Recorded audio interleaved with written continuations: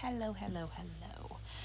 We are, give me 1 second. I am just opening it up on my laptop so I can see chat. But we are doing our first ever reading stream. Hubby helped me pick out this. He's staring at me. Hubby helped me pick out. We're reading this one. No, it is not the first book in the series.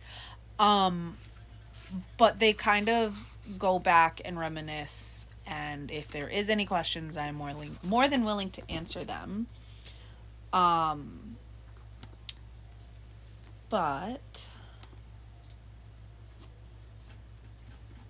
there we go.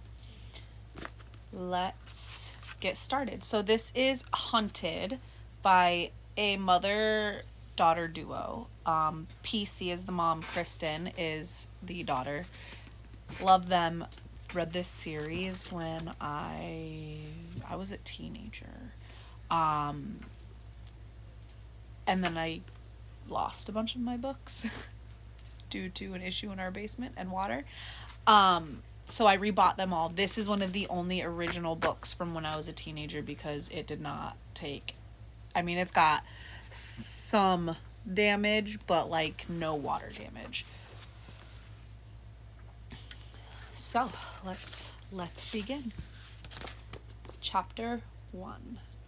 The dream began with the sound of wings. In retrospect, I realize I could have known that was a bad sign, what with the raven mockers being set loose and all, but in my dream it was just background noise, kind like a fan whirring or the TV turned on the QVC.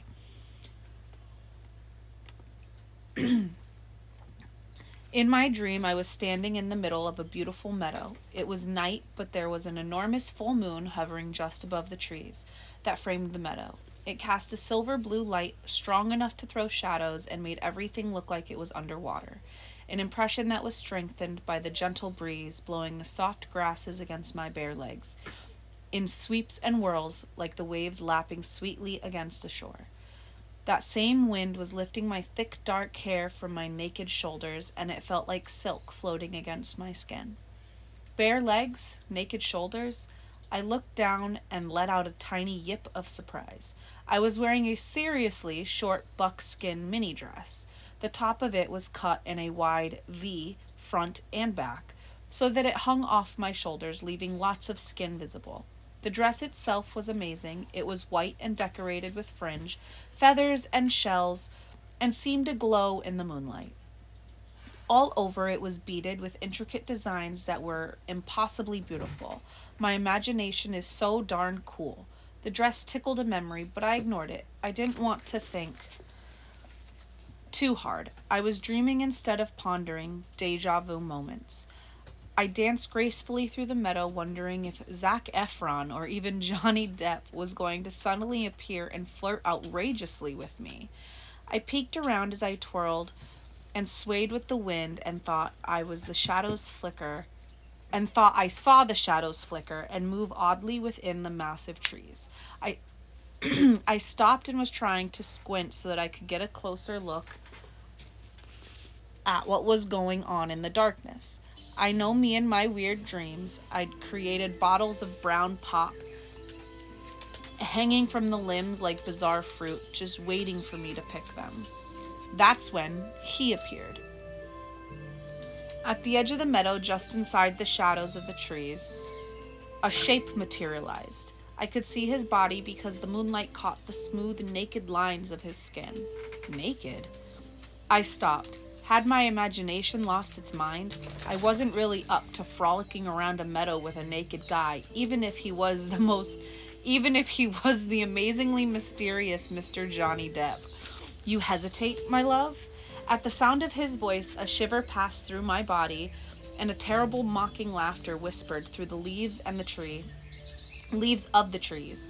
Who are you? I was glad that my dream voice didn't betray the fear I was feeling. His laughter was as deep and beautiful as his voice, and as frightening it echoed in the limbs of the watching trees, until it drifted almost visibly in the air around me. Do you pretend you do not know me? His voice brushed against my body, making the little hairs on my arms stand up. Yeah, I know you. I made you up. This is my dream? You're a mixture of Zach and Johnny. I hesitated, peering at him. I spoke nonchalantly, even though my heart was beating like crazy because it was already obvious this guy was not a mixture of those two actors. Well, maybe you're Superman or Prince Charming, I said, reaching for anything but the truth. I am no figment of your imagination. You know me. Your soul knows me. I hadn't moved my feet, but my body was slowly being drawn toward him, like his voice was pulling me. I reached him and looked up and up. It was Kelowna. I'd known him from the first words he'd spoken. I just hadn't wanted to admit it to myself. How could I have dreamed of him?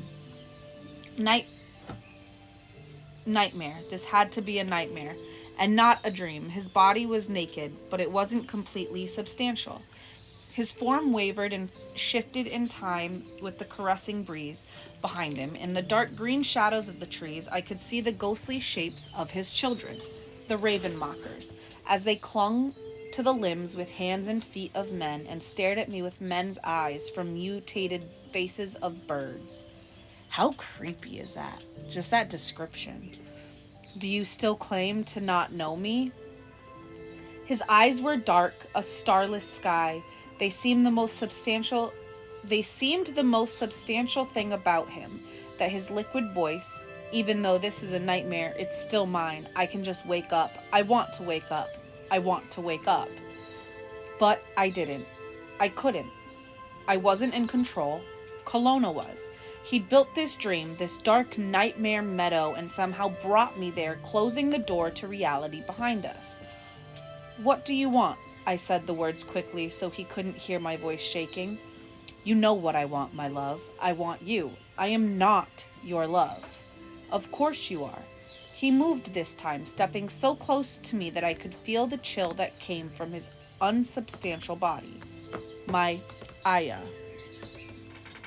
Aya had been the name of the maiden the Cherokee wise woman had created to trap him centuries ago. Panic spiked through me. I'm not Aya. You command the elements. His voice was a caress. Awful and wonderful, compelling and terrifying. Gifts from my goddess, I said.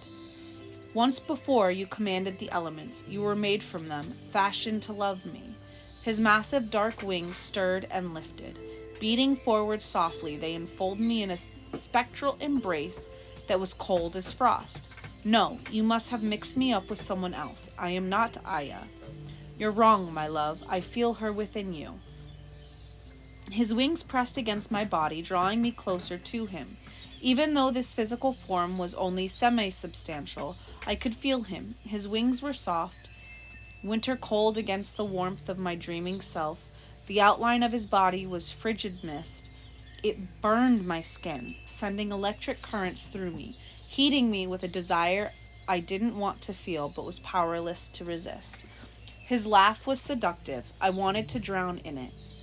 I leaned forward, closing my eyes and gasping aloud as the chill of his spirits brushed against my breast, sending shooting sensations that were painful but deliciously erotic to places in my body that made me feel out of control. You like the pain. It brings you pleasure. His wings got more insistent, his body harder and colder, and more passionately painful as it pressed against mine. Surrender to me. His voice, already beautiful, was unimaginably seductive as he became aroused. I spent centuries in your arms. This time our joining will be controlled by me, and you will revel in the pleasure I can bring you. Throw off the shackles of your distant goddess and come to me. Be my love, truly in body as well as soul, and I will give you the world. The meaning of his words penetrated through the haze of pain and pleasure like sunlight burning away dew. I found my will again and stumbled out of the embrace of his wings. Tendrils of icy black smoke snaked around my body, clinging, touching, caressing. I shook myself like a pissed cat shaking off rain, and the dark wisps slid from my body. No, I'm not your love, I'm not Aya, and I'll never turn my back on Nyx. When I spoke Nyx's name, the nightmare shattered. I sat straight up in bed, shaking and gasping. Stevie Ray was sleeping soundly beside me, but Nala was wide awake.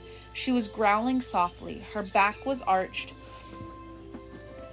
Her body was totally puffed up, and she was staring slit-eyed at the air above me. "Ah, hell!" I shrieked and bounded off my bed, hello, Starlight, spinning around and looking up, expecting to see Kelowna hovering like a giant bat bird over us. There was nothing there. I grabbed Nala and sat on the bed.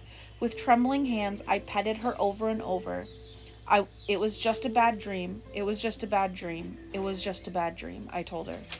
But I knew it was a lie. Kelowna was real, and somehow he was able to reach me through my dreams. I forgot that this book is more about Kelowna than anything. And I'm enjoying that. I forgot about that. It's been like 12 years since I've read this series. Something like that. I was like 16. I'm now. It's been 14 years.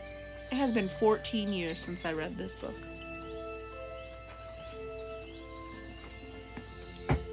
Wow. That's crazy. Alright, chapter 2. Okay, so Kelowna can get into your dreams, but you're awake now, so pull yourself together. I told myself sternly as I petted Nala and let my cat's familiar purr soothe me. Stevie Ray stirred in her sleep and murmured something I couldn't hear. Then, still sleeping, she smiled and sighed. I looked down at her, glad that she was having better luck with her dreams. Right, that is interesting. Gently, I pulled back the blanket. She curled up under and breathed a sigh of relief when I saw no blood seeping through the bandage that covered the terrible arrow wound that pierced her. She stirred again. This time, Stevie Ray's eyes fluttered and opened. She looked confused for a second and then smiled sleepily at me. "How are you feeling?" I asked. "I'm okay," she said groggily. "Don't worry so much." "It's a little hard not to worry when my best friend keeps dying," I said, smiling back at her. "I didn't die this time. I just almost died. My nerves are telling me to tell you that there's not a big difference My nerves are telling me to tell you there's not a big difference in that almost to them." "Tell your nerves to be quiet and go to sleep," Stevie Ray said, closing her eyes and pulling the blanket back up over her.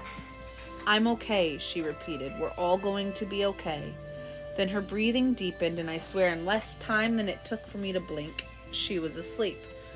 I stifled my big sigh and scooted back on the bed, trying to get comfortable.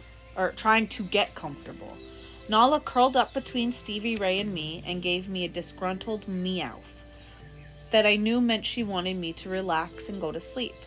Sleep? And possibly dream again? No, not likely. Instead, I kept an eye on Stevie Ray's breathing and petted Nala absently. It was so darned weird how normal everything seemed here in the little bubble of peace we'd made. Looking at sleeping Stevie Ray, I found it almost impossible to believe that just a few hours ago, she'd had an arrow sticking through her chest, and we had to escape from the House of Night as chaos tore our world apart.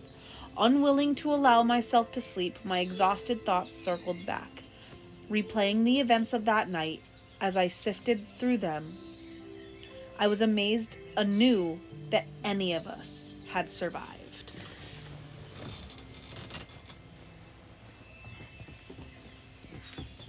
I remembered that Stevie Ray had unbelievably asked me to get a pencil and some paper, because she thought it would be a good time to make a list of stuff that we needed to get down in the tunnels, so that we'd have the right supplies and whatnot if we had to stay hidden for a while.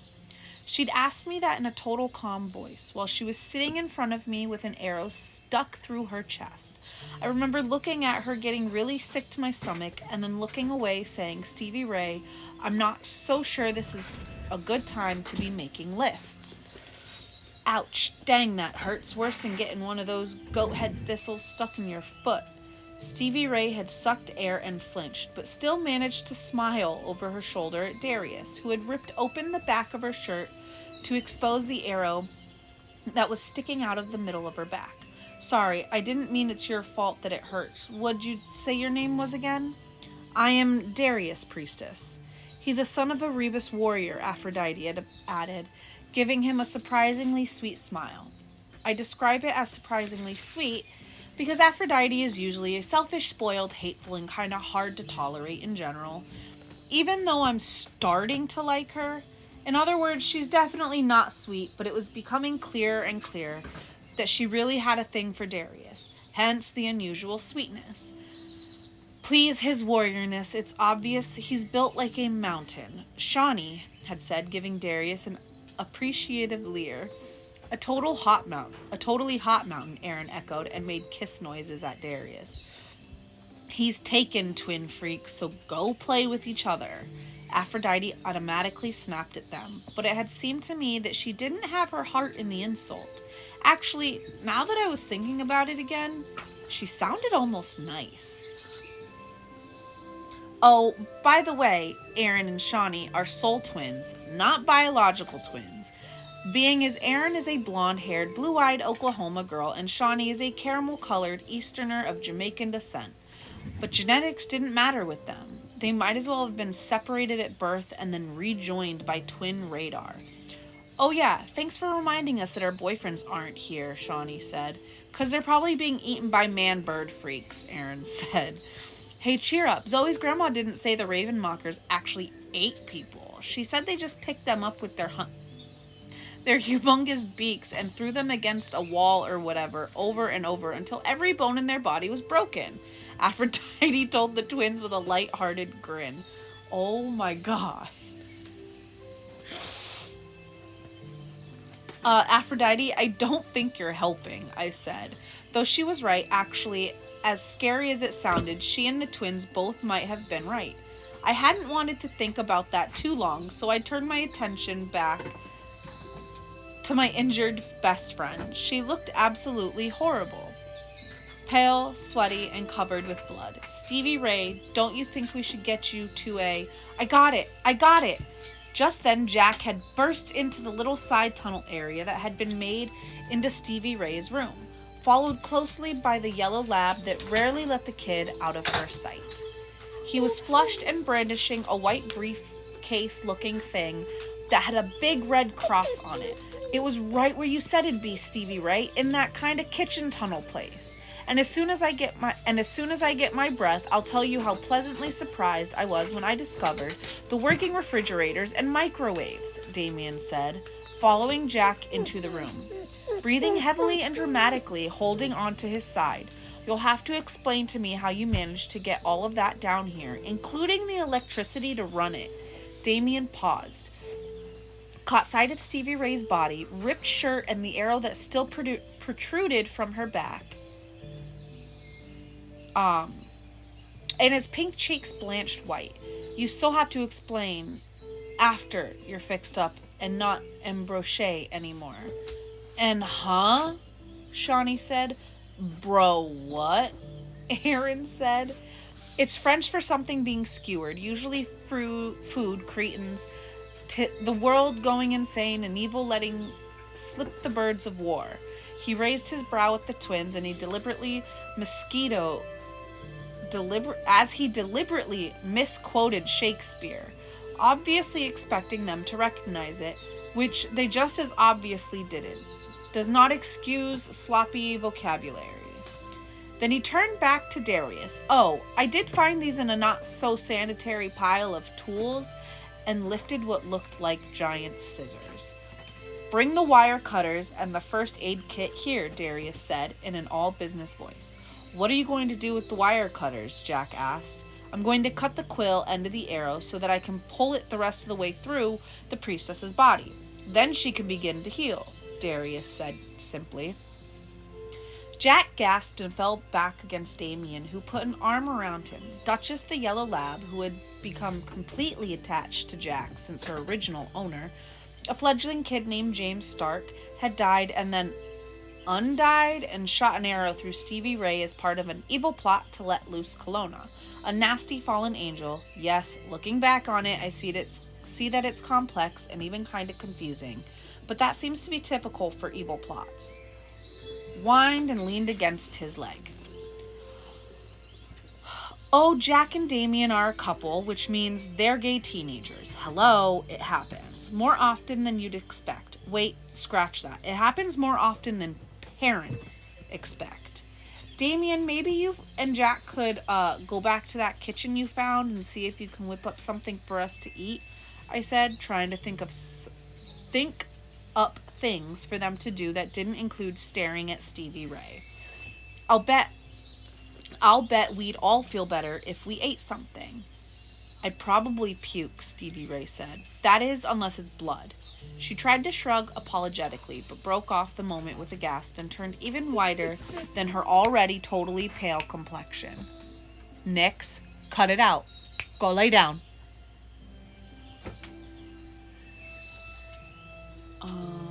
Here we are. Yeah, not really hungry over here either, Shawnee said, gawking at the arrow that was poking out of Stevie Ray's back, with the same kind of fascination that made people rubberneck at car wrecks. Ditto, twin, Erin said. She was looking everywhere but at Stevie Ray. I was just opening my mouth to tell them I really didn't care if they were hungry or not. I just wanted to keep them busy and away from Stevie Ray. Tucker hears Nick's whining. Anywhere but at, keep them busy and away from Stevie Ray for a while when Eric Knight hurried into the room. Got it, he said. He was holding a really old combo CD cassette radio that was humongous. It was one of those things that they used to call boomboxes way back in the day, like in the 1980s. Without looking at Stevie Ray, he set it on the table that was close to her, and close to her and Darius, and started fiddling with the ginormic, glaringly silver knobs, muttering that he hoped it could pick up something down here. Where's Venus? Stevie Ray asked Eric. It obviously hurt for her to talk, and her voice had gone all shaky.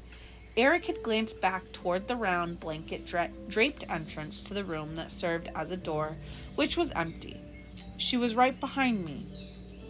I thought she'd come in here, and then he did look at Stevie Ray, and his words fell away. Oh man, that must really hurt, he said softly. You look bad, Stevie Ray. She tried and failed to smile at him. Well, I felt better. I'm glad Venus helped you out with the boombox. Sometimes we can actually get some radio stations down here. I need a drink real quick.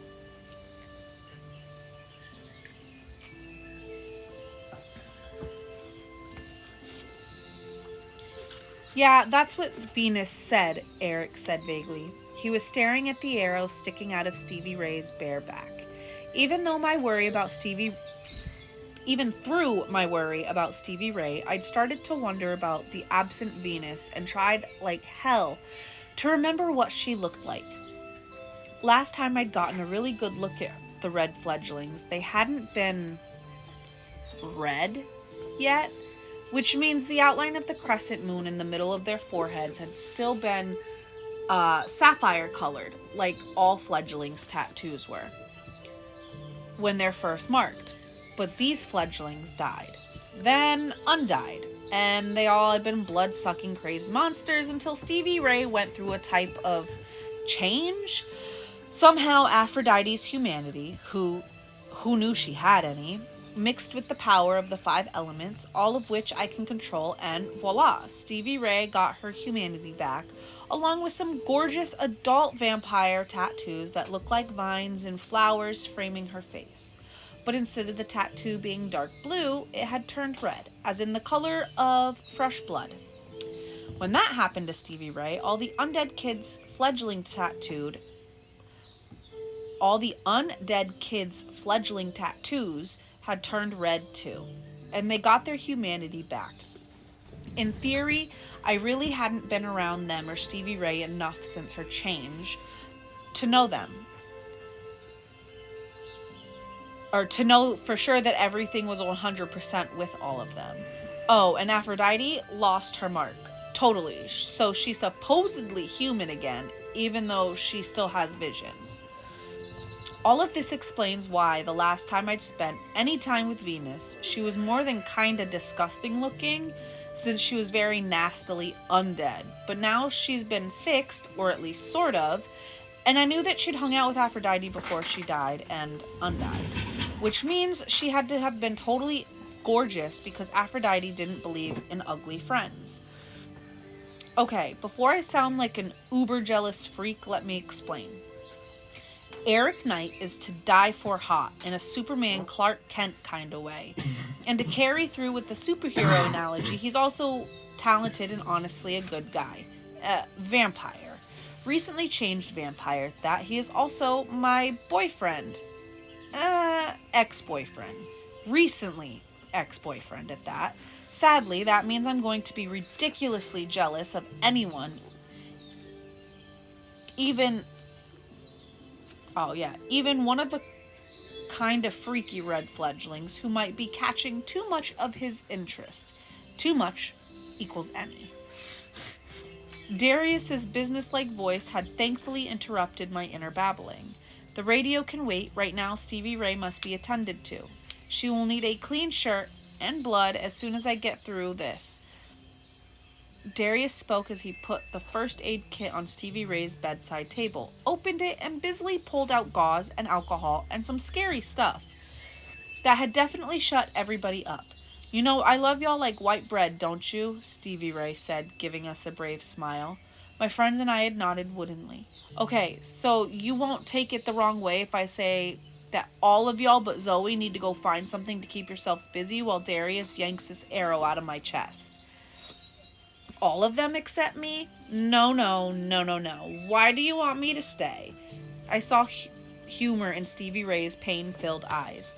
'Cause you're our high priestess, Z. You gotta stay and help Darius. Plus, you've already seen me die once. How much worse could this be than that?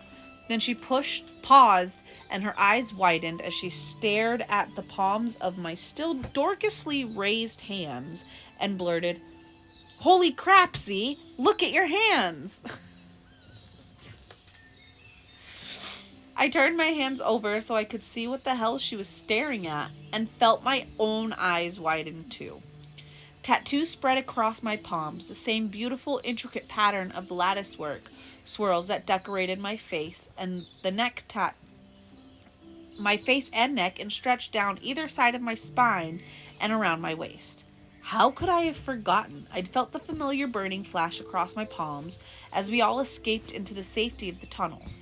I'd realized then what that burning had meant. My goddess Nyx, the personification of night, had marked me again as exclusively hers, had set me apart again from all other fledglings and vampires in the world.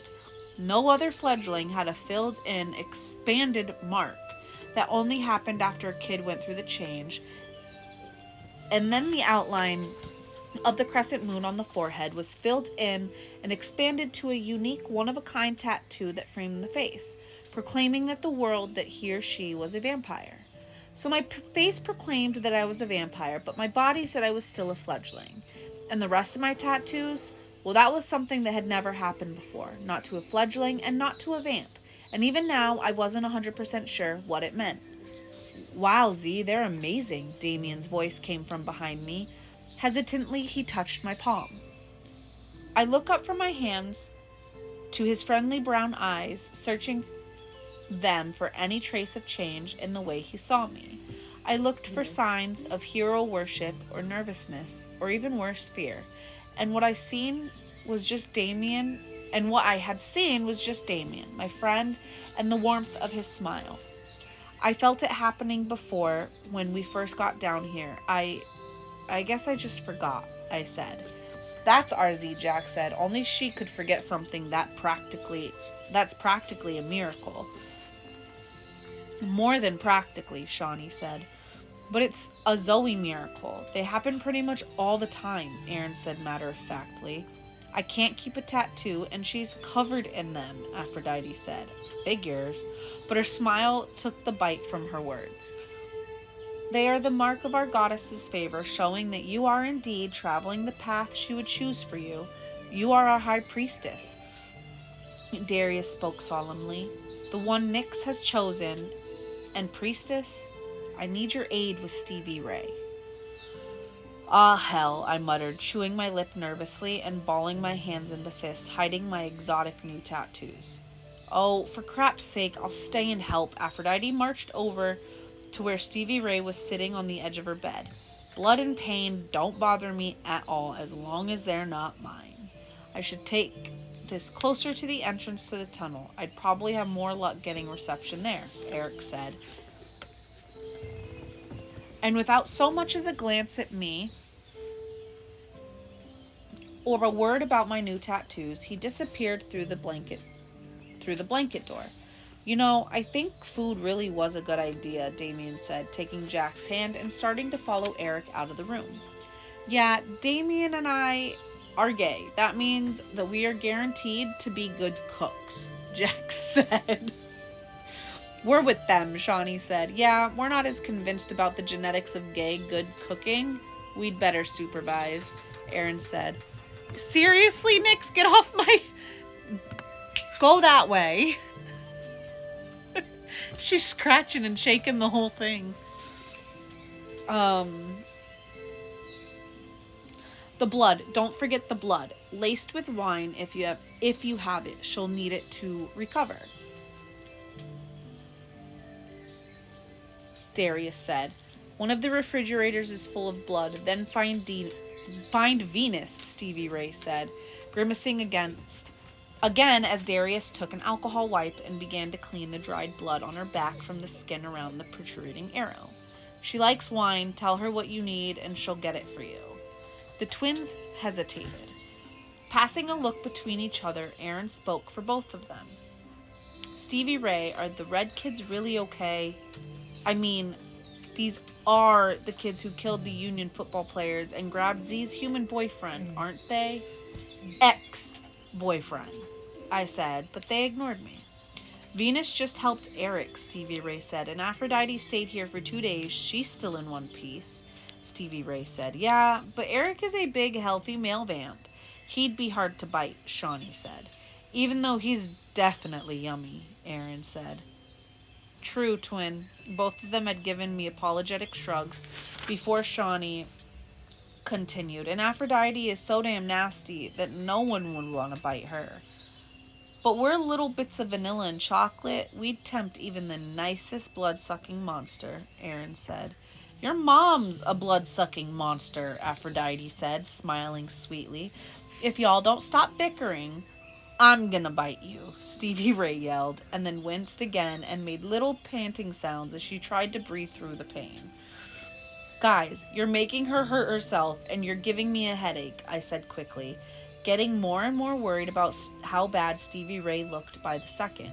Stevie Ray says the red fledglings are okay. We just escaped from all hell breaking loose at the House of Night with them, and they didn't try to eat any of us on the way here. So make nice and go find Venus like Stevie Ray said. Z, it's not a big mark in their favor, Damien said.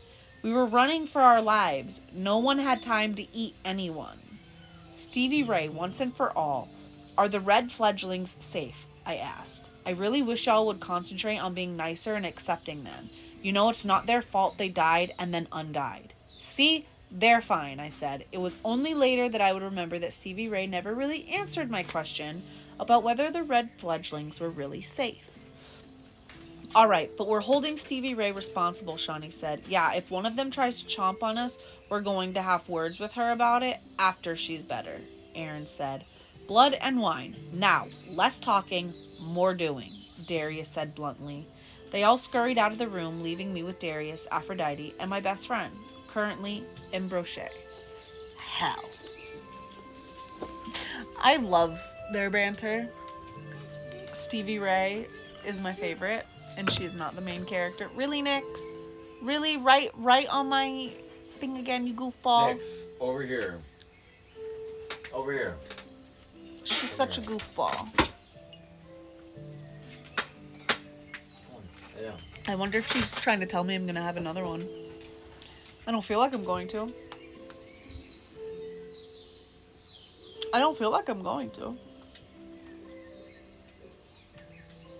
Oh, stretching. Oh, that stretch felt great. Alrighty, chapter 3. I love this book. That, by the way, is supposed to be Zoey Redbird, the main character. Just so you guys know. Seriously, Darius, can't we do this another way? Some other more hospital-like way? In a hospital with doctors and waiting rooms for friends to wait inside while I made a semi-panicky gesture at the arrow sticking through Stevie Ray's body while the stuff is being fixed. Oh, I dropped my bookmark.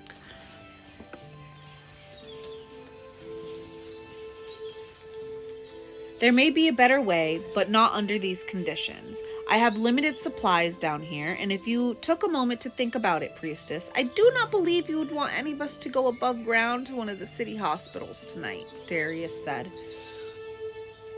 I chewed my lips silently, thinking that he was right, but still trying to come up with a less horrifying alternative. No, I'm not going back up there. Not only is Kelowna free, along with his totally gross bird babies, but I can't get caught above ground when the sun rises and I can feel the sun that the sun isn't that far away. I don't think I could survive it already hurting like this, Z. You're just gonna have to do it, said Stevie Ray. You want me to push on the arrow while you hold her still? Aphrodite asked. Oh my god.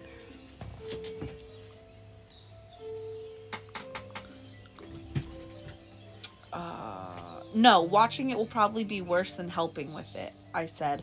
I'll do my best not to scream too loud, Stevie Ray said. She'd been serious, which made my heart squeeze then. It's just like it did now as I thought back. Oh, honey, scream all you want. Hell, I'll scream along with you. I looked at Darius. I'm ready whenever you are. I will cut off the feathered end of the arrow that is still protruding from the front of her chest. When I do that, you take this. He handed me a wad of gauze that was wet with alcohol and press it over the cut off end. When I have a good grip on the front of the arrow, I'll tell you to push. Push hard while I pull. It should come out fairly easily. But it might just hurt a little, Stevie Ray said, sounding faint. Priestess, this will hurt quite a bit more than a little. Darius rested his big hand on her shoulder. That's why I'm here, Aphrodite said. I'll be holding on to you so you don't flail about as you writhe in pain and mess up Darius's plan.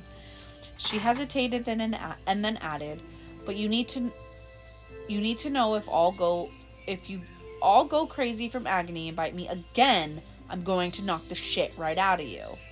Aphrodite, I'm not gonna bite you again, Stevie Ray said. Let's just get this over with, I said. Before Darius ripped off what remained of Stevie Ray's shirt, he said, Priestess, I must bare your breasts. Well, I've been thinking about that while you've been working on my back. You're kind of like a doctor, aren't you? All of the sons of Erebus are trained in the medicine field so that we can care for our wounded brothers.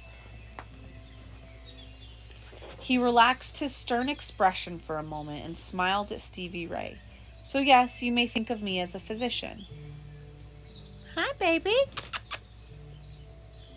Then I'm fine with you seeing my boobies. Doctors are trained not to care about that kind of stuff. Let's hope his training hasn't been that thorough, Aphrodite muttered. Darius gave her a quick wink. I made a gagging sound which made Stevie Ray giggle and then gasp when the movement caused her pain. She tried to smile reassuringly at me, but she was way too pale and shaky to pull it off.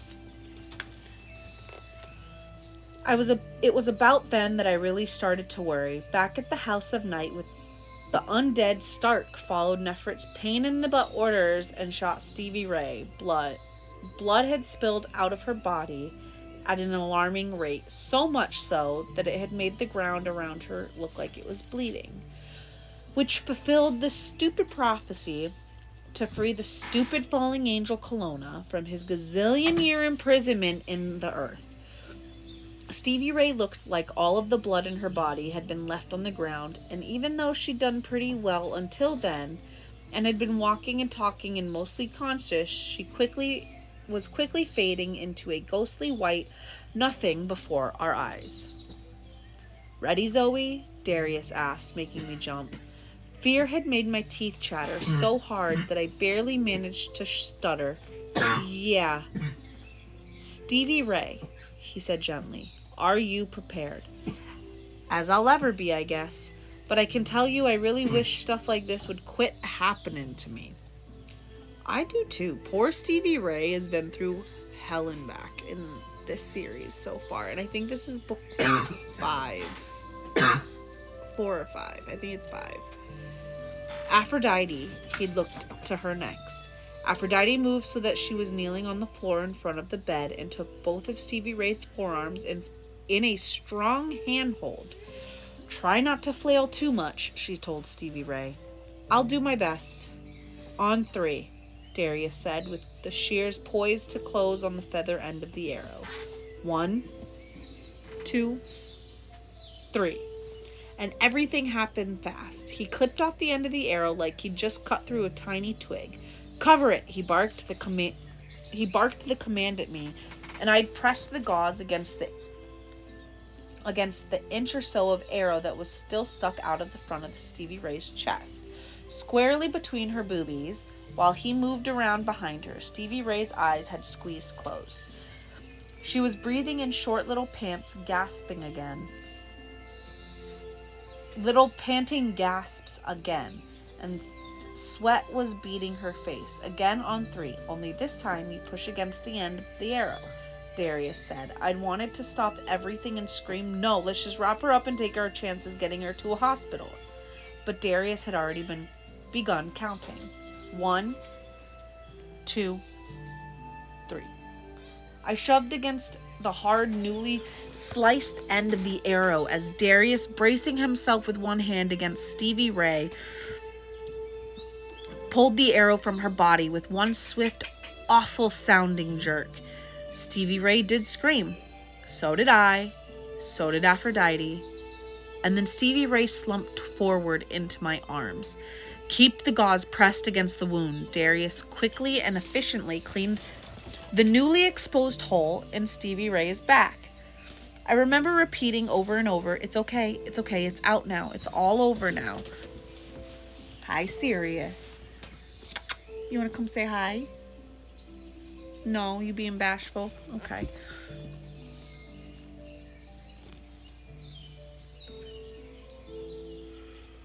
Don't mind me yawning. Looking back, I remember that Aphrodite and I had both been sobbing. Stevie Ray's head had been pressed against my shoulder so I couldn't see her face, but I could feel wetness leaking down my shirt. When Darius lifted her gently and laid her back on the bed so that he could dress the entry wound, I felt a jolt of pure fear stab through me. I'd never seen anyone look as pale as Stevie Ray, anyone who was still alive, that is. Her eyes were squeezed tight, shut, but red-tinged tears made horrible tracks down her cheeks, the slightest pink in stark contrast to her almost transparent, colorless skin. "Stevie Ray, are you okay?" I could see her chest rising and falling, but she hadn't opened her eyes, and she wasn't making any noise.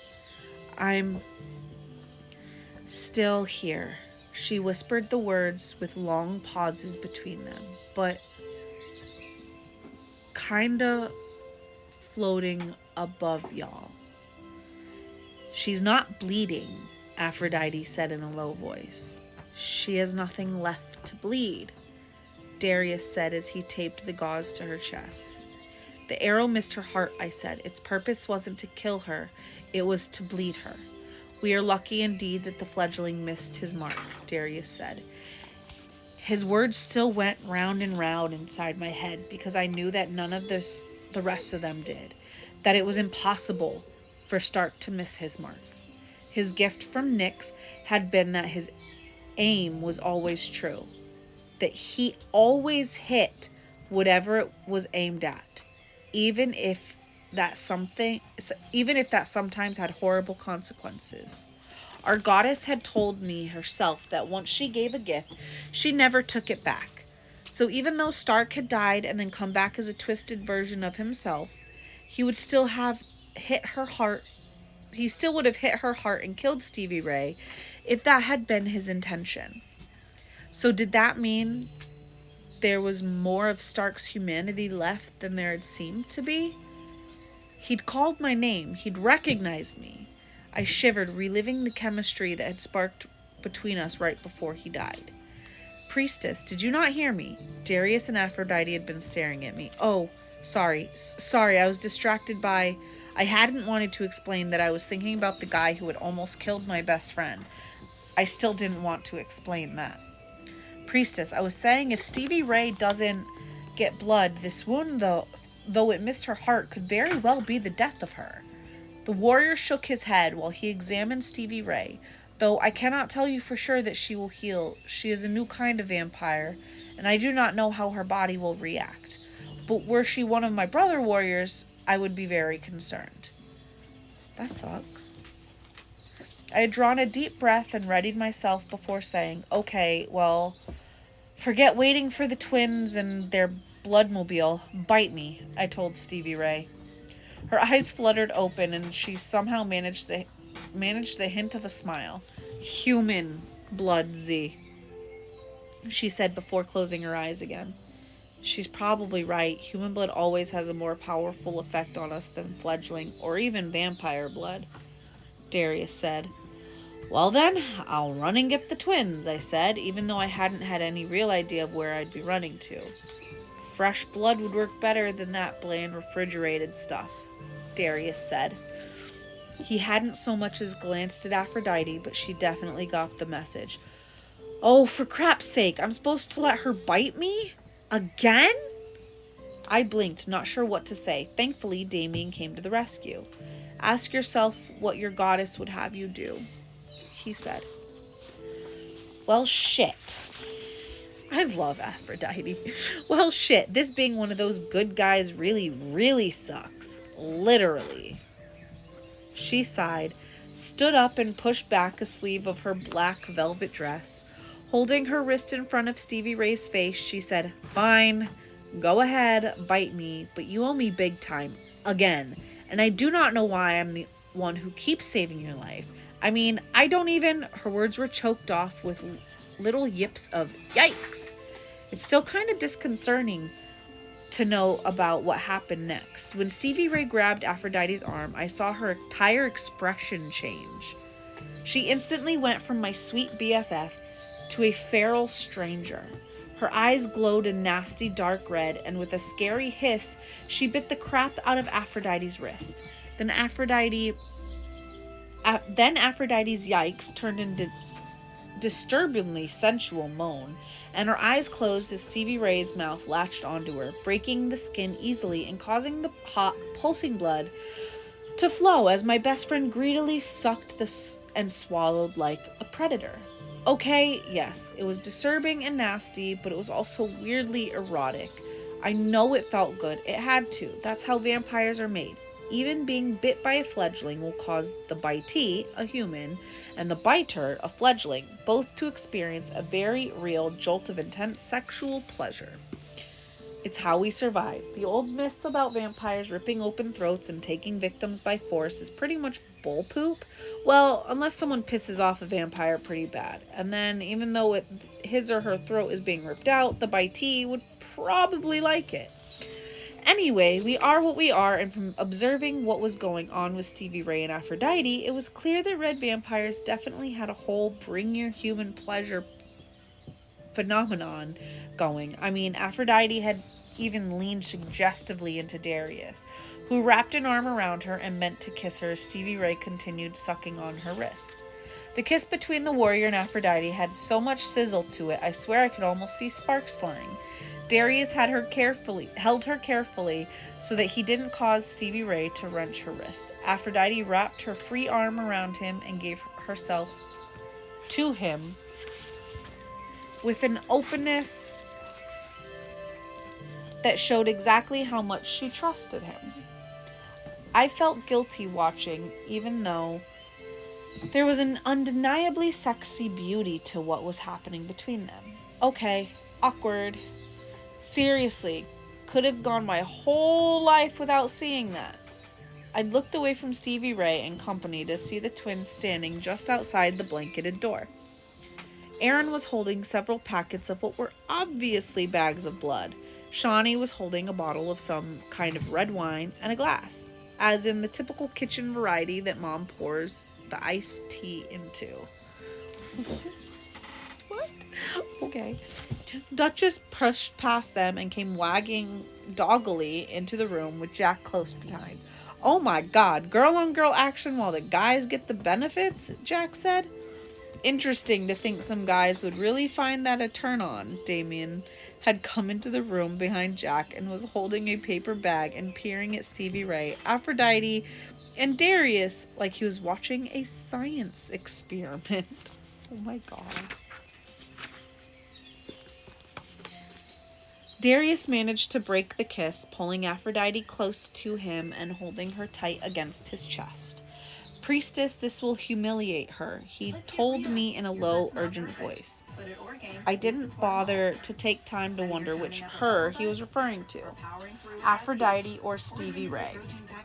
Before he finished the sentence,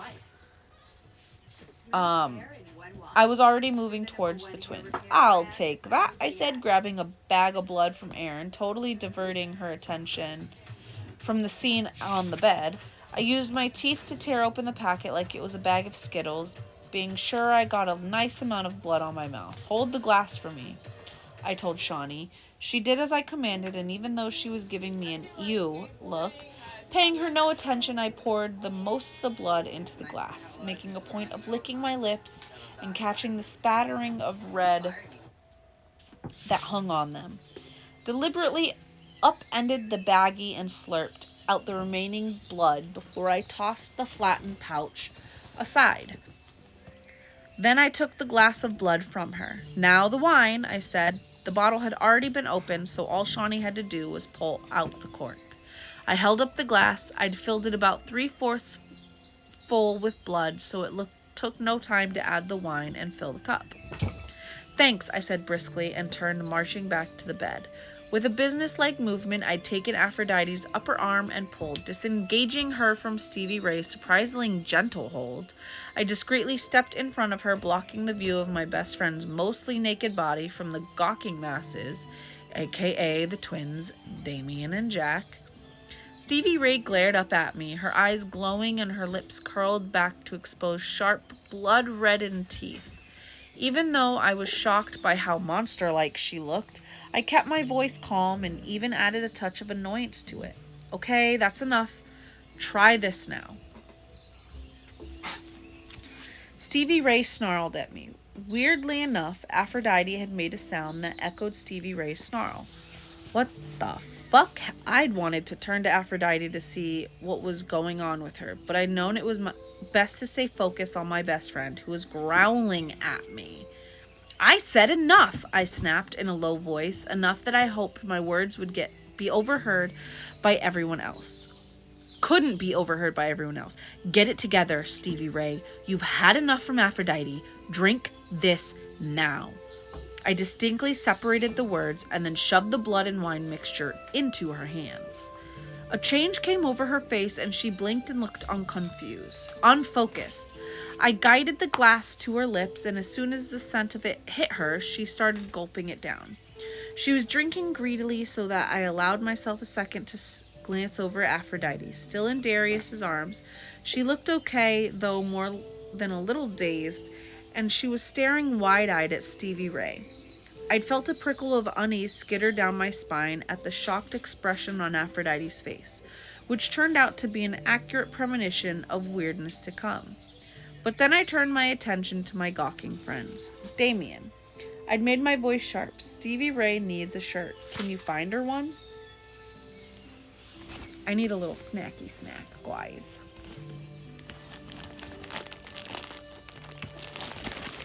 I need a little snacky snack. Hi, Bubba. Are you coming to say hi?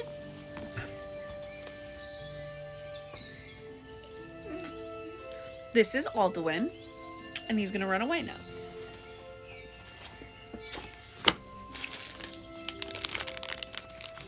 I got some Sour Patch Kids. No, sir. Get off my laptop.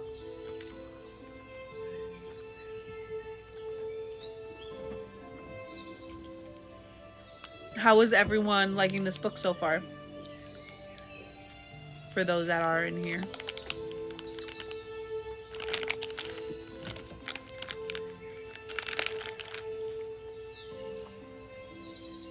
His head came off. Kinky. Yeah. Oddly enough, this is supposed to be a young adult book. And in the very first book, I'm liking For What I Catch. Yeah, it's pretty good. In the very first book, Zoey walks in on Aphrodite trying to give a blowjob to Eric Knight. My grandmother bought me these books. Let me start there. Grammy bought me these books. She did not read them.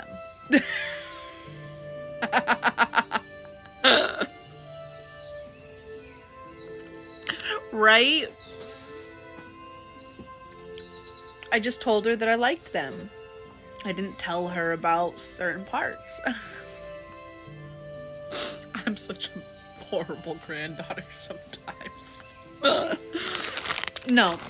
She also, I read the Twilight series, and I loved it so much that both her and my grandfather read them after me, and my grandfather bought his own set.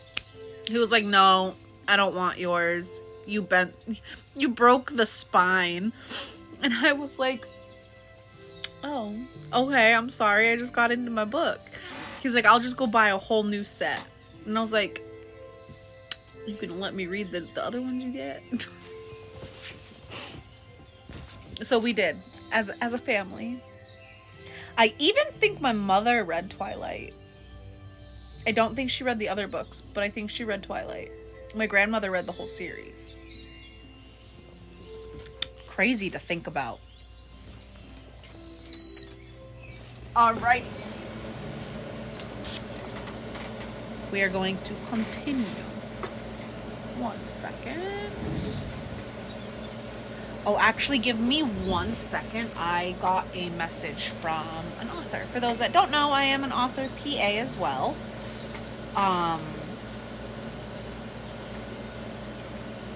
Accepting authors.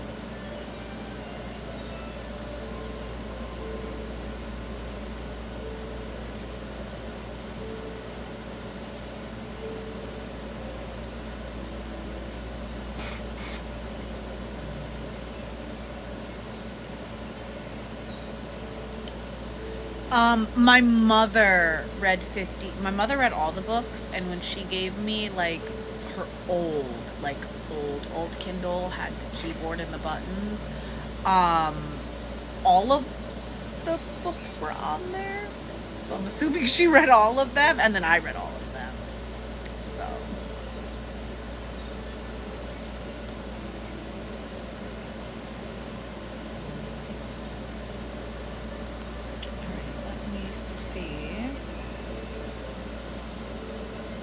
hey, look at that. I just got 2 new follows on Instagram. On the Instagrams. I'm at 933, guys. I will be doing a giveaway once I reach 1,000 followers on Instagram. And it will be a $25 Amazon wish list. I'll pick something off your wish list. Or I could do a Hell's Radiance giveaway.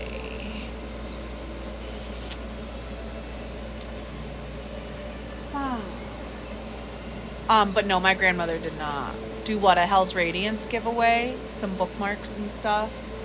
That's what I'm thinking. Bookmarks, some candles, some wax melts. And I do have a copy of the Vampire Academy. No, I want to keep that one. That's an original, like the first print. They don't make that cover anymore, so I need to keep it. But I might do a book too, of my choosing, based on things that they like, I guess. Because I have extra bookmarks from Annihilator's orders, and then the other order I got from the author. So I might do that.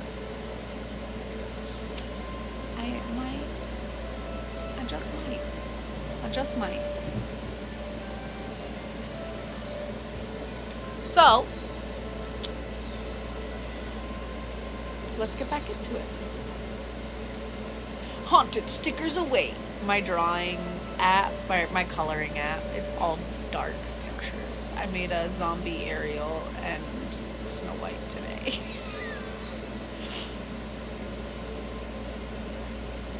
You like that? It sounds best doing like some candles, some wax melts, some bookmarks, and a book of my choosing. Aww, thanks. It's a soy wax too. You guys see my cat go up there? He's a pooper. Hi, you little pooper. Where'd you go? Where'd you go?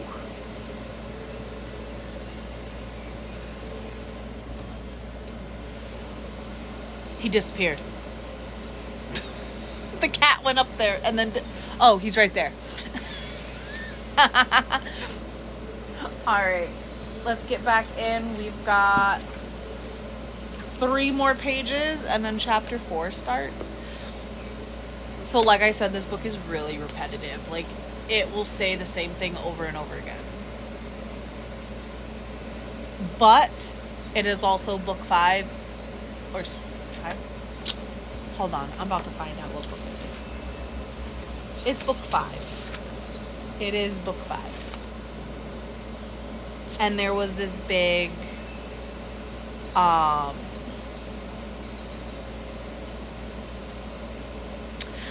don't want to say war, but it's like the start of a war. With obviously Kelowna, he's been like the number 1 person in this. Because the next one, I believe he is in, like, actually.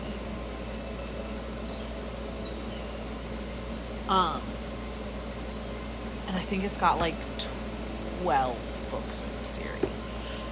So let's finish this chapter. The laundry basket. There are clean shirts in it, Stevie Ray said between gulps. She sounded and looked more like herself again. With a shaky hand, she gestured to a pile of stuff. Damien nodded and hurried across the room. "Let me see your wrist," Darius said to Aphrodite. Without speaking, she turned her back to the staring twins and Jack and gave her arm to Darius. So I had been the only one who really saw what he did. The warrior lifted his wrist to his mouth. Without taking his eyes from her, his tongue snaked out and ran over the ridge of bite marks that were still dripping scarlet. Her breath caught, and I saw that she was trembling. But the moment his tongue touched the wound, the bleeding began to clot. I had been watching closely, so I didn't miss the way Darius's eyes had widened suddenly in surprise. "Well, shit," I heard Aphrodite say softly to him. "It's true, isn't it?" "It is true," he answered her in a low voice meant for her alone. "Shit," Aphrodite repeated, looking upset. Darius smiled, and I saw a definite glint of amusement in his eyes. Then he kissed her wrist gently and said, "No matter what, it will not affect us." "Promise?" she whispered. "I give you my word. You did well, my beauty. Your blood saved her life." For a moment I saw Aphrodite's unguarded expression. She shook her head slightly, and her smile was tinged with honest wonder and more than a little sarcasm. And why the hell I have to keep saving Stevie Ray's country bumpkin ass, I do not know. All I can say is that I used to be really, really bad. So I have an unbelievable amount of shit I have to make up for. She cleared her throat and ran the back of her hand shakily across her forehead. "Do you need something to drink?"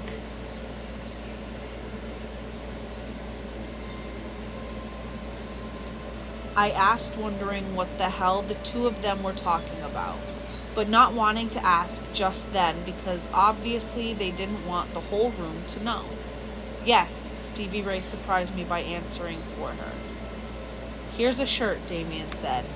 He approached the bed, saw that Stevie Ray, who had gone from gulping to sipping from the glass, was partially naked and averted his eyes. "Thanks." I gave him a quick smile, took the shirt from him, and tossed it to Stevie Ray, then looked back at the twins. The swallows of blood had begun to work in my body, and the exhaustion that had pressed down on me since I had to call all 5 of the elements and control them while we escaped from the House of Night finally had lessened enough for me to think again. "Okay, guys, bring the blood and wine over here. Do you have another glass for Aphrodite?" Before they could answer, Aphrodite spoke up. No blood for me. I have one word for that. Disgusting. But I will take the booze." "We didn't bring another glass," Aaron said. "She'll have to drink out the bottle like a peasant." "Sorry, kinda," Shawnee said insincerely, handing Aphrodite the bottle. "So as a human, can you explain to us what it's like to get your blood sucked by a vamp?" "Yeah, inquiring minds want to know, because you looked like you were liking it, and we didn't know you swung that way," Aaron said. "Did you brain shares not pay any attention in vamp soc class?" Aphrodite said before she tipped the bottle and drank from it. "Well, I've read the physiology section of the fledgling handbook," Damien said, which I own, guys. It is actually a book, and it is part of this series. I will end up reading it. Vampire saliva has coagulants, anticoagulants, and endorphins that act on the pleasure zones of the brain. Human and vamp, you know. Aphrodite is right. You two really should pay better attention in class. School's supposed to be more than a social event. He finished primly while Jack nodded enthusiastically. "You know, twin, what with all the drama going on above, the release of an evil fallen angel and all his goons, and the House of Night pretty much in panic mode, there might not be a school for a while," Shawnee said. "Excellent point, twin," Aaron said, "which means we won't need Queen Damien and his tutorness for a while. So we could, I don't know, hold him down and pull at his hair. What do you think?" Shawnee said. "Sounds fun," Aaron said. Great, I'm drinking cheap red wine out of a bottle. Miss Teen Country Vamp just bit me again, and now I'm going to be witness to a nerd herd rumble." Sounding much more like her bitchy self, Aphrodite sighed dramatically and plopped down on the end of the bed next to Darius. "Well, at least being human means I could probably get drunk. Maybe I can stay that way for the next 10 years or so." I don't have enough wine for that. We all look up at the red fledgling entered the room, followed by several others who clustered behind her in the shadows. And that isn't cheap red wine. I don't do cheap anything. Everyone else turned their attention to the red fledgling as she spoke, but I'd been watching Aphrodite gripe at the twins, and was getting ready to step in and tell everyone to shut up, so I saw the brief flash of what looked like a mixture of embarrassment and discomfort cross Aphrodite's face, before she got a handle on her expression and said coolly, "Nerd herd, this is Venus. Dorkamies, Tweens, and Damien. You should remember my ex-roommate who died about 6 months or so ago. Actually, it seems reports of my death were premature," the pretty blonde said smoothly. Then something totally bizarre happened. Venus paused and sniffed the air. I mean, she literally lifted her chin and took several short, sharp sniffs in Aphrodite's general direction. The red fledglings that still clustered together behind her followed her lead, and I watched them sniff too. Then Venus's blue eyes widened, and in a very amused voice she said, "Well, well, well. How interesting." "Venus, do not," Stevie Ray began, but Aphrodite cut her off. "No, it doesn't matter. Everyone might as well know." With a mean smile, the blonde continued, "I was just going to say how interesting it is that Stevie Ray and Aphrodite have imprinted." Dun, dun, dun. Just kidding, guys. Give me 1 second. I have to respond to that offer again.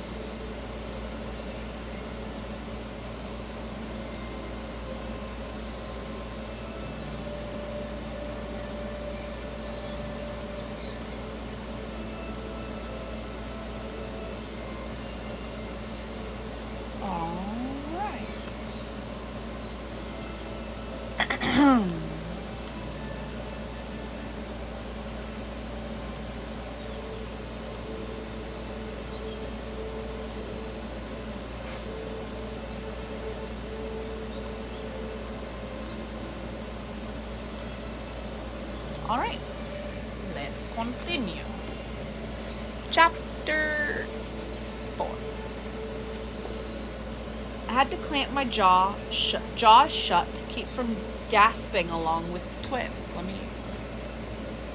Nix, move your booty. Move. You're on my thing again. There we go. I had to clamp my jaws shut to keep from gasping along with the twins. "Oh my God, imprinted, really?" Jack blurted. Aphrodite shrugged. "Apparently." I thought she looked way too nonchalant, and she was totally avoiding even glancing in Stevie Ray's direction. But I think almost everyone else in the room was fooled by her whatever attitude. "Well, spank me and call me your baby," Shawnee said. What? Make that a double spanking, twin. Aaron chimed in, and then the two of them burst into semi-hysterical giggles. "I think it's interesting," Damien spoke up so he could be heard over the cackling twins. "Me too," Jack said, in a freaky oh my God way. "Sounds like karma has totally caught up with Aphrodite," Venus said with a sneer that made her beauty turn reptilian. Ew. Venus, Aphrodite just saved my life again. It's not really right that you're being ugly to her, Stevie Ray said. Aphrodite finally looked at Stevie Ray. Do not start doing that. Doing what? Stevie Ray asked. Standing up for me. We may have some fucking how imprinted, and that's bad enough, but do not go all BFF on me, she said slowly and distinctly. You're being hateful. Will not change this, Stevie Ray said. Look, I'm just going to play like this never happened. A wave of giggles from the twins had Aphrodite glaring their way. Dorkamy's twins, I will figure out a way to smother both of you while you sleep if you do not stop laughing at me.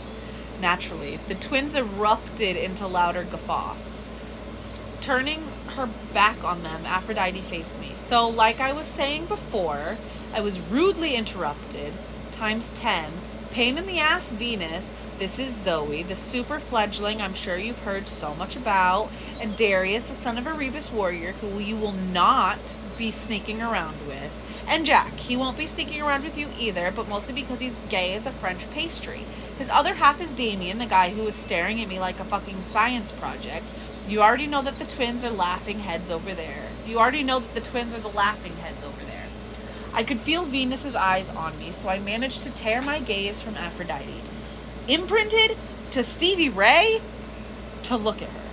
Sure enough, she was staring at me with an intense expression that made me instantly defensive.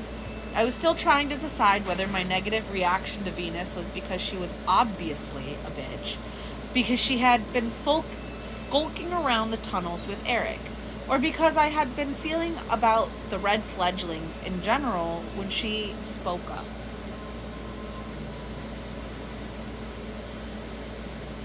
The AC.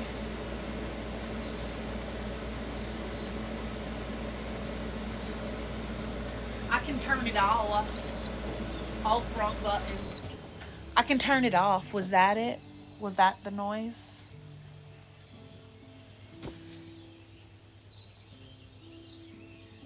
Or is it the music?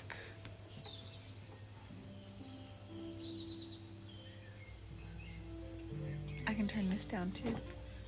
It's only at 7 now though. Can you still hear it? Oh, you know what I think it is? Can you go close Kieran's door for me?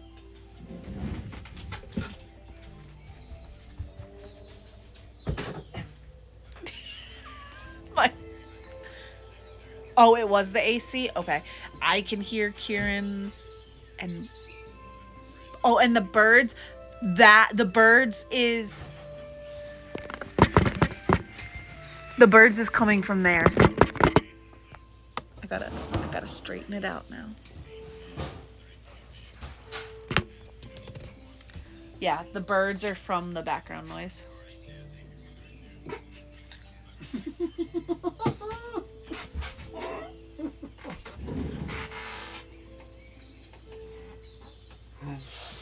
No, the AC was not with the birds. I can turn that down though. If only... Oh my god, my husband, guys.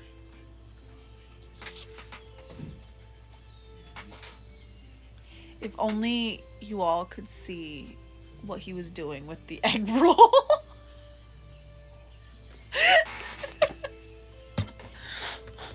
No, it is nighttime. The birdies are not awake here. I can't with you, my love. All right, now to continue, I need to figure out where the hell I was in this. My husband. God.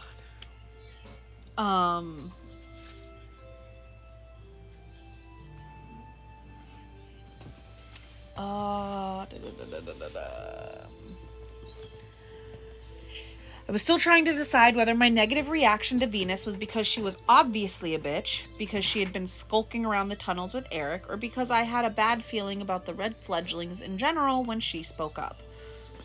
Zoe and I have already met, but it was unofficial. Seems last time I saw her, she was trying to kill us. I put a hand on my hip and met her cold, blue-eyed stare while we were taking this trip down memory lane. You might want to get a clue. I wasn't trying to kill anyone. I was trying to save a human kid you guys were trying to eat. Unlike you, I would have much rather been at IHOP munching on chocolate chip pancakes than football players. That doesn't make the girl you killed any less dead, Venus said, as the red fledglings behind her stirred restlessly. Z? You killed someone? Jack asked. I opened my mouth to answer, but Venus beat me to it. She did. Elizabeth, no last name. I had to, I said simply, speaking to Jack and ignoring Venus and the red fledglings, even though something about them had the little hairs on the back of my neck standing on end. They weren't letting Heath and me out of here alive. Then I turned my attention back to Venus. She had an icy beauty. Venus was sleek and sexy in a pair of tight designer jeans and a simple cropped black tank that had a rhinestone skull head on it. Her hair was long and thick and the kind of blonde that looked golden. In other words, she was definitely attractive enough to hang with Aphrodite, which was saying something because Aphrodite is totally gorgeous, and like Aphrodite used to be, Venus was obviously a hateful bitch and probably had been one before she died and undied. I narrowed my eyes and looked at her. Look, I told you guys to back off and let us out of here. You didn't. I did what I had to do then to protect someone I cared about. And you all should know I'd do it again.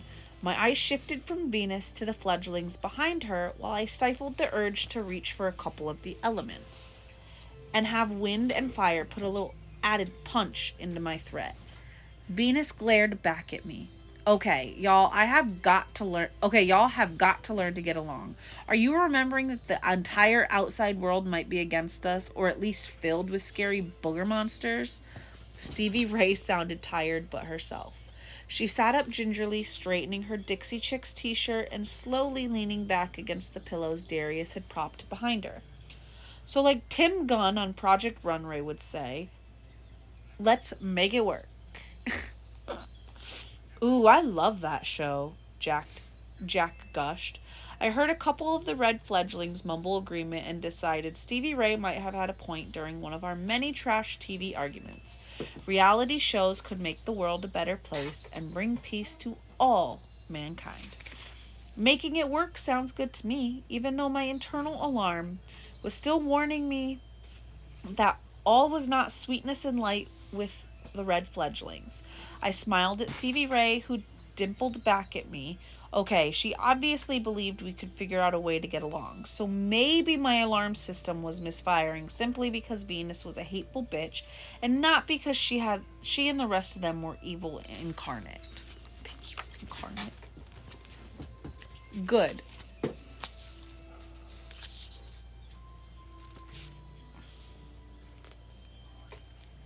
Good. So first, could I please have a refill of that blood and wine?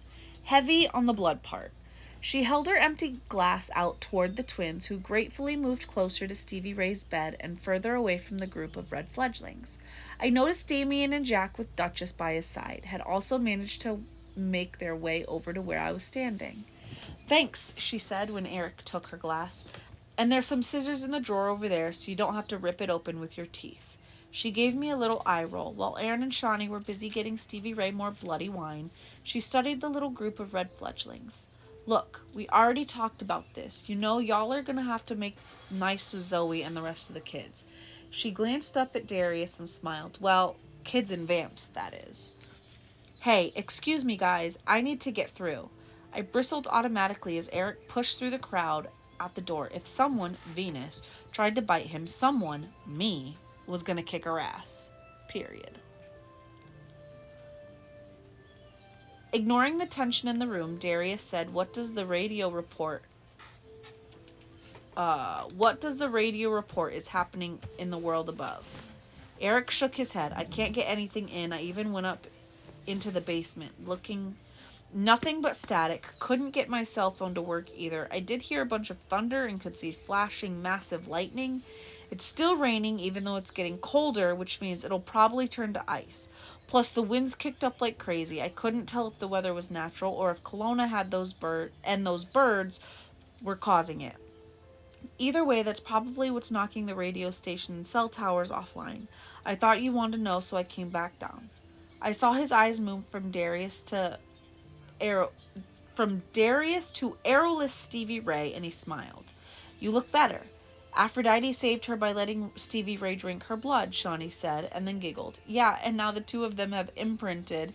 Aaron finished in a rush and then joined Shawnee's laughter. My love, can you get me water? Don't throw that at me! Sir! He almost threw this at me from his desk.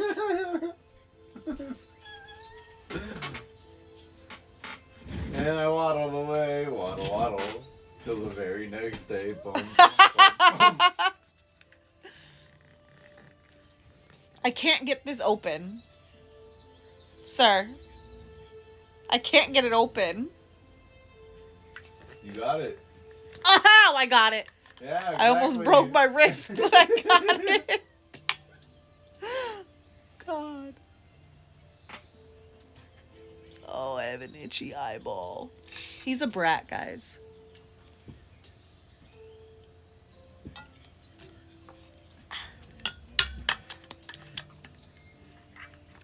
Yummy, yummy.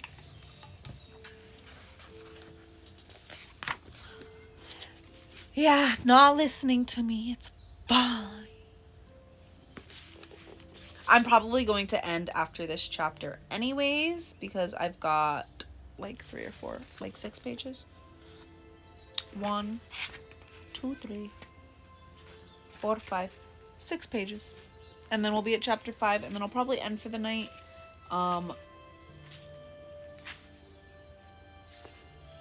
And then continue probably tomorrow at some point, unless Serby plans on streaming tomorrow, Saturday. Because Sunday I'm working and I have to take my oldest son. How many parts do I want?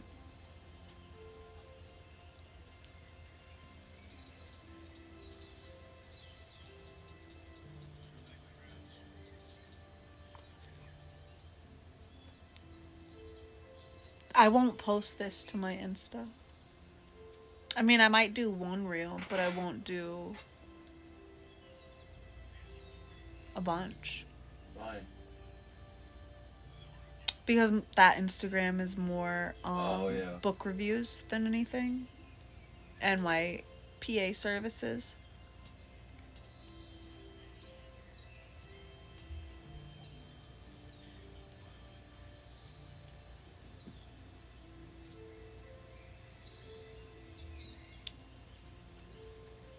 I might do like 1 or 2 of the funny ones. Alrighty. Rip, I get off then. Aw. Sorry, Zom might get back on after dinner. Ooh. Do I still have pizza, or did Kieran eat the last of it? You want to make me pizza? Toss it in the oven? Heat it up. You want to heat up my pizza? Please? Yeah, you can. I gotta start Foxy TV in 13 minutes. Yeah, I will have Serby help me download and upload to YouTube so that you can use this too if you would like.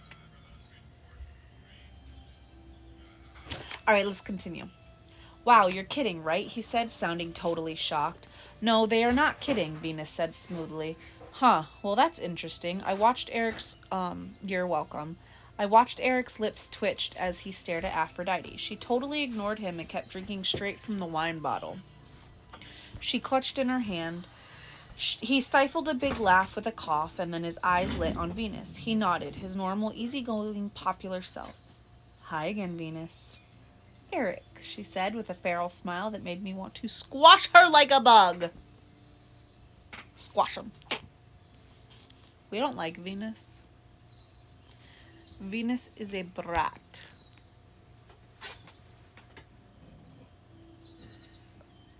Oh, I have to read that.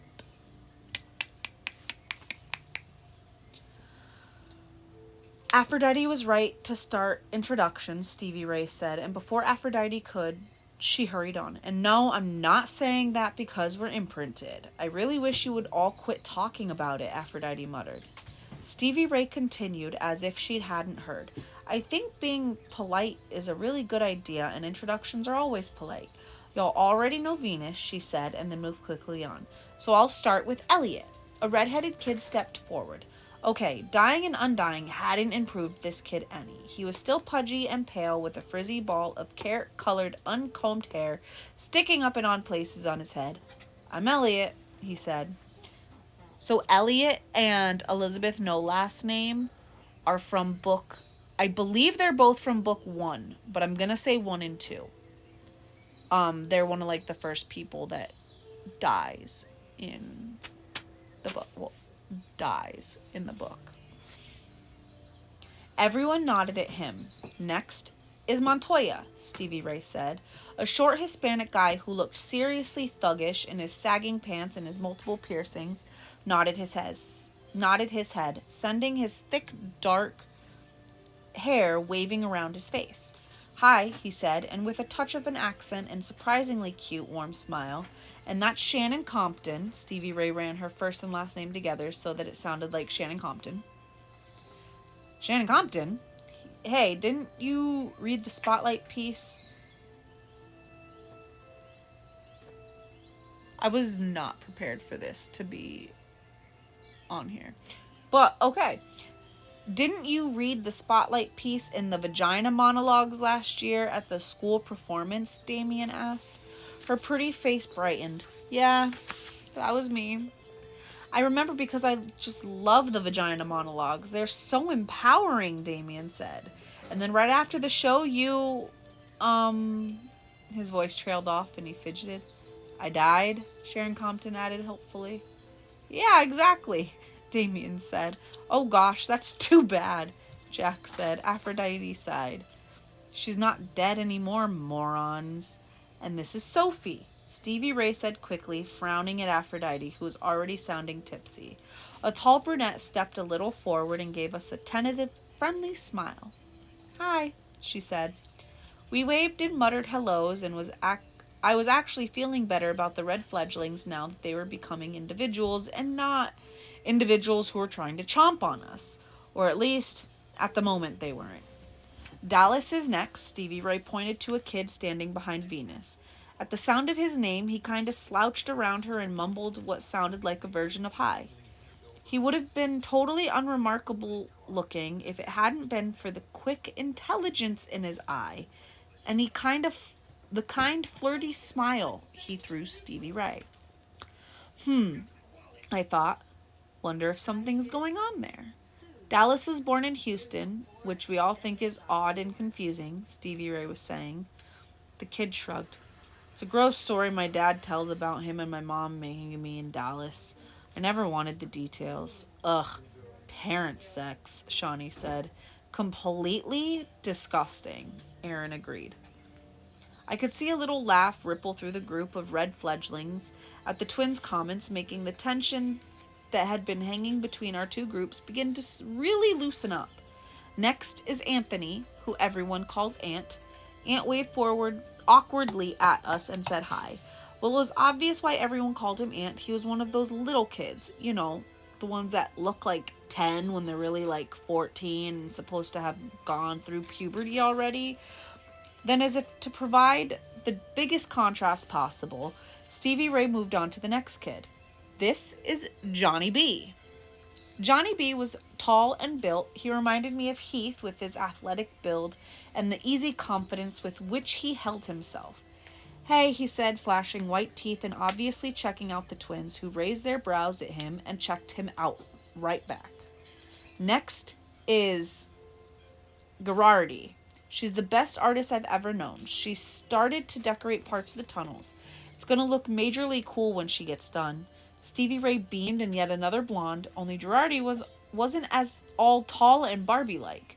She was pretty, but her blonde hair was more dishwater than platinum and cut in 70s shag. She nodded at us and looked uncomfortable. I forgot this person is in the book. This next person, she's one of my favorites too. And last but not least is Cramisha.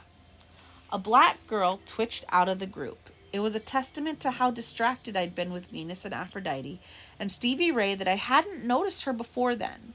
She had on a form-fitting bright yellow shirt cut low to show the top of her black lace bra and a pair of high-waisted skin-tight cropped jeans that were cinched up with a wide leather belt that matched her chunky gold shoes. Her hair was cut geometrically into a short poof on her head, and half of it was dyed bright orange. Let's get it straight right now that I'm not sharing my bed with no one, Cramisha said, weaving her head around and looking bored and pissed off at the same time. Cramisha, I told you about a zillion times. Don't make an issue about something that isn't one, Stevie Ray said. I just want to be clear about myself, Cramisha said. Fine, you're clear. Stevie Ray paused and looked up at me expectantly. Okay, that's my group. And these are the extent of the red fledglings? Darius asked before I could launch into my introductions. Stevie Ray chewed the inside of her cheek and didn't meet Darius's eyes. Yeah, these are all my red fledglings. Oh, that's her I'm not telling the whole truth look. I knew it. But when she met my eyes, hers so clearly begged me not to say anything that I decided to keep my mouth shut and get the whole story when we weren't the focus of everybody's attention. But me putting off questioning Stevie Ray didn't put off the feeling that I had come back, alarm bells ringing inside my head loud and clear at her evasion. There was definitely something going on with the red fledglings, and I didn't think that something was going to be good. I cleared my throat. Well, I'm Zoey Redbird. I tried to sound polite and normal in a situation that didn't feel either. I've told y'all about Zoey. She has an affinity for all five elements, and it's through her powers that I was able to change, and we were all given our humanity back, Stevie Ray said. I noticed she wasn't looking directly at Venus. Well, it wasn't just through me that happened. My friends had a lot to do with it, too. I nodded at Aphrodite, who was still drinking directly from the bottle of wine. You guys obviously know Aphrodite. She's a human now, but let's just say she's not normal. Sorry, guys.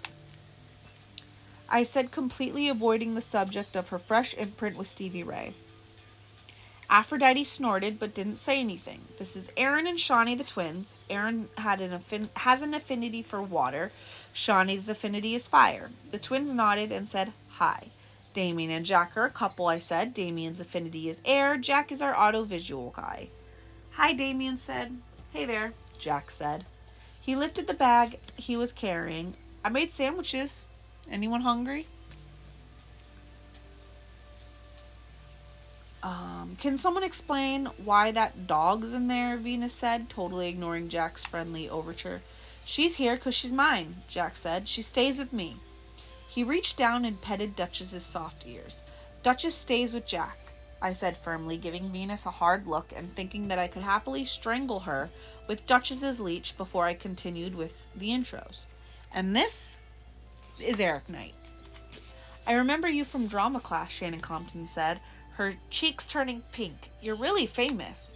Hi, Shannon, Eric smiled at her. Nice to see you again.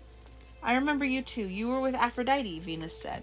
Not anymore, Aphrodite said quickly, giving Darius a look. Obviously, you're not a fledgling anymore, Venus said in a silky voice that sounded way too interested. When did you change? Just a few days ago, he said. I was on my way to the European Acting Academy when Shekinah asked that I take Professor Nolan's place temporarily at the House of Night. Wow, I knew that high priestess looked familiar. That was actually Shekinah? Shannon Compton said. I saw her just before she started toward that wing guy, and she stopped talking and picked at her lip worried. Wow, I can't talk now, guys. And she was killed by Nefret. I bluntly finished for her. Was she? Can I get some ranch? Was she? Do you know that for certain? Darius asked. She's dead and I saw Nefret do it. I think she killed her with her mind, I said. Queen, I am going to butcher some of these because they are Cherokee names. Queen Sealy, Damien murmured. It's true then.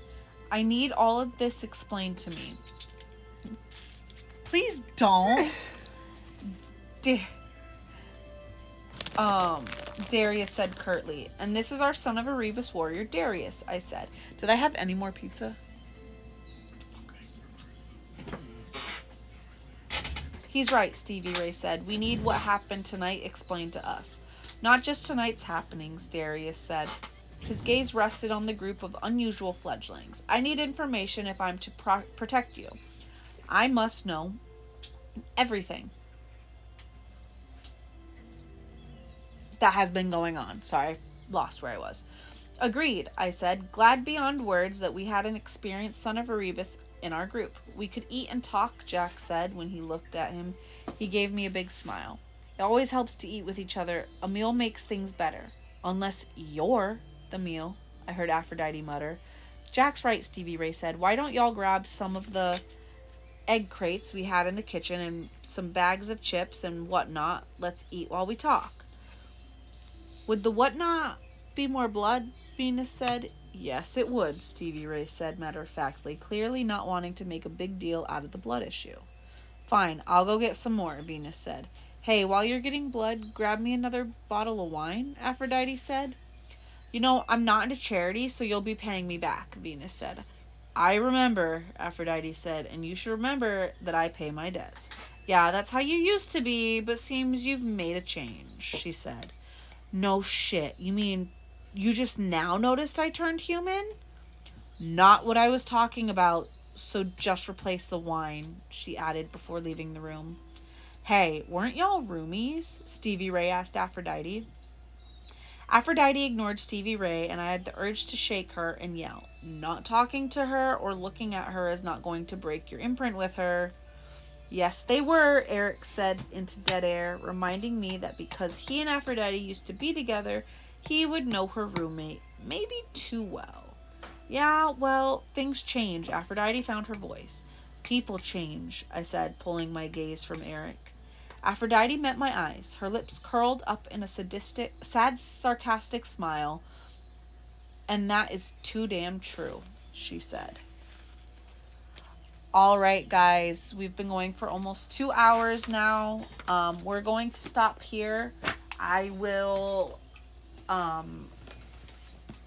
probably stream tomorrow, but I have to go to work for 4 a.m. on Sunday. So if I do, it will be when our youngest is taking a nap. Thank you for those that have been here, watching, listening. We'll pick up on chapter 5 either tomorrow or sometime this week. I don't have the Discord link. Can you put our Discord link in real quick? Because when I'm done with this book, I was going to let them choose from another book, people that joined.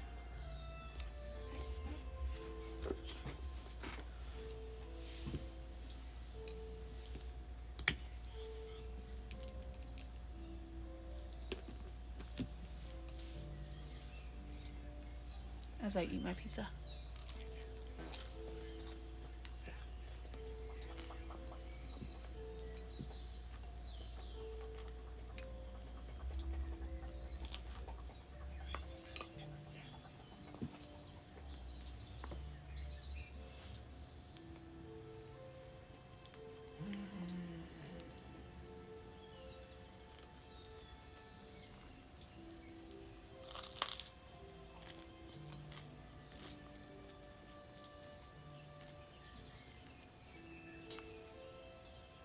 Thank you.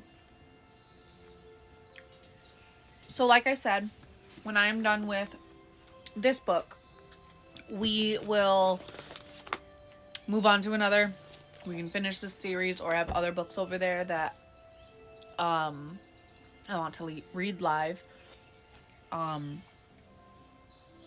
yeah. Thank you guys for joining.